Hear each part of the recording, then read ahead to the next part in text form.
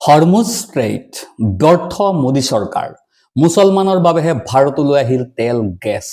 অৱশেষত ইৰাণে মুখ খুলিলে ইৰাণে স্পষ্টকৈ ক'লে যে ইৰাণে ভাৰতলৈ যি তেল আহিবলৈ দিছে সেয়া ভাৰত চৰকাৰৰ অনুৰোধৰ বাবে নহয় ভাৰতৰ এই সকল লোকৰ সহমৰ্মিতা আৰু সমবেদনাৰ বাবেহে ইৰাণে ভাৰতলৈ বন্ধ কৰি ৰখা তেল আহিবলৈ মুকলি কৰি দিলে ইৰাণৰ ওপৰত ইজৰাইল আৰু আমেৰিকাৰ জিঘাংসু ৰূপ দেখি যিসকল ভাৰতীয় ৰাজপথত হাতত ইৰাণৰ পতাকা লৈ আমেৰিকাৰ বিৰুদ্ধে বিক্ষোভ কৰিছিল যিসকল ভাৰতীয় I love Iran I support Iran slogan দিছিল আৰু ৰাজপথত চিঞৰিছিল যে লাব্বাইক ইয়া খামেইনি ইৰাণৰ প্ৰতি সেই সকল ভাৰতীয়ৰ মৰম দেখিহে ইৰাণৰ হুকুমতে ভাৰতলৈ তেলৰ টেংকাৰ গেছ পৰিবহণ মুকলি কৰি দিছে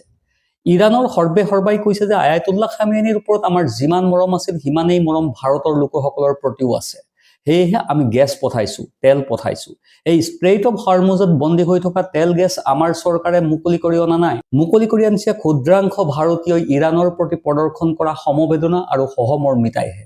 bureau report news one north east